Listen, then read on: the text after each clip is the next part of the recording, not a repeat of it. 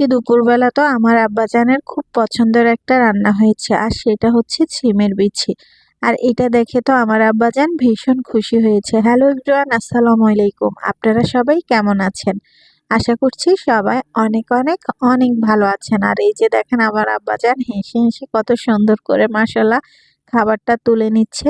আর আজকে তো ছিমের বিচি দেখেও চিকেনটাও নিইনি, চিকেনটাও কিন্তু ওর ভীষণ পছন্দ। সাথে আমি রান্না করেছি পুঁই শাক মাছ দিয়ে, আর রান্না হয়েছে মুরগির মাংস, আর আছে ছিমের বিচি মাছ দিয়ে। এখানকার কোন তরকারিটা আমার কোন আপু ভাইয়াদের পছন্দ অবশ্যই কিন্তু কমেন্টে বলে যাবেন। আর আমার বাবাটার ভিডিও যদি আপনাদের ভালো লেগে থাকে তাহলে প্লিজ লাইক কমেন্ট শেয়ার করতে ভুলবেন না।